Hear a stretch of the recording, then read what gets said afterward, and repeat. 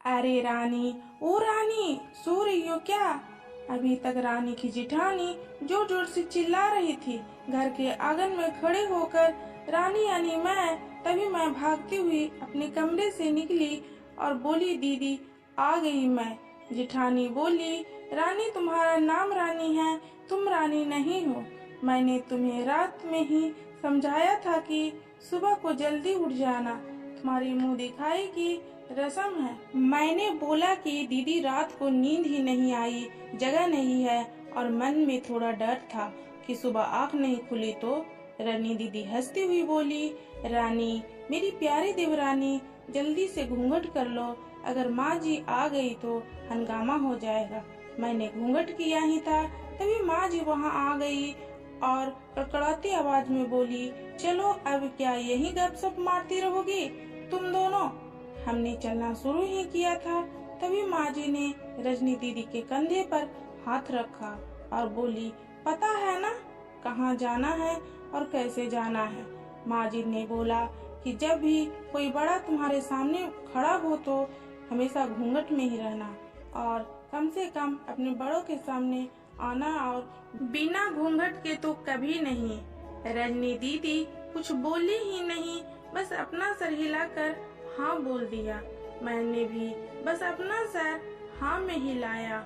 माँ जी के जाने के बाद मैंने पूछा, रजनी दीदी आप तो स्कॉलर हो और इन सब चीजों को कैसे निभाते हो?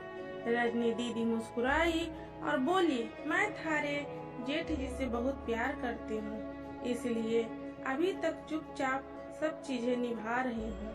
मैं कुछ नहीं बोली और चुपचाप रजनी दीदी के साथ घर के बाहर वाले कमरे में जाकर बैठ गई। वहाँ पर एक पड़ोस की आंटी जी बैठी थी। वो बोली कि यह कैसी बहू आई है, ससुर जी सामने खड़े हैं और ये यहाँ बैठी है। मुझे कुछ समझ नहीं आया। मतलब रजनी दीदी बोली कि आंटी जी अभी नई है, यहाँ के रीति रिवाज सीखने में थोड़ा समय लगेगा। रजनी दीदी मुझे वहाँ से उठाकर अपने कमरे में छोड़ आई। 6 महीना यूं ही छोटी छोटी चीजों में बीत गए। फिर एक दिन मैं राहुल के साथ साड़ी लेने गई। राहुल का फोन आया और वो दुकान से बाहर बात करने चला गया।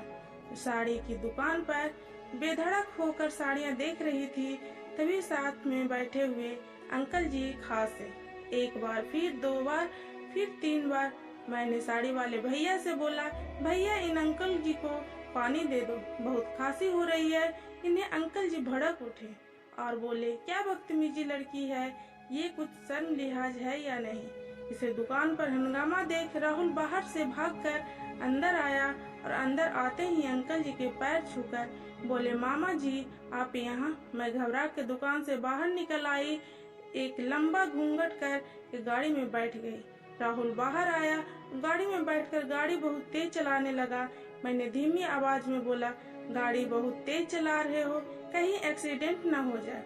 हम घर पहुंचते ही तभी माँ जोर जोर से चिल्लाते हुए बाहर आई, देखो आ गई है रानी साहिबा, खानदान की इज्जत मिट्टी में मिलाकर। तभी रजनी दीदी आई और बोली, माँ जी मेरी शादी को 6 साल हो गए हैं, मैं अभी तक मामा जी को नहीं जानती, ये कैसे जानेगी? माँ जी जोर से चिल्लाई, देखो कैसे चप्पड़ चप्पड़ जवान चला रही है। इस रजनी की कभी राहुल सब की बात काटते हुए बोले कि माँ ये दोनों सही बोल रही हैं, अगर ये हमेशा घूंघट करके रहती है तो ये मामा जी को कैसे पहचानेगी? और माँ आज मामा जी के फोन पर तुमने पूरे घर के शांति को भंग कर दिया है। ये वो ही समाज है जिसने सीता मैया पर भी उंगली उठाई थी। पिताजी और जेठ जी ने भी अपना पक्ष राहुल के साथ ही रखा। माँ जी थोड़ी देर सोचने के बाद वापस रजनी दीदी और मेरे पास आई और बोली कि तुम दोनों को अपनी मर्यादा पता है।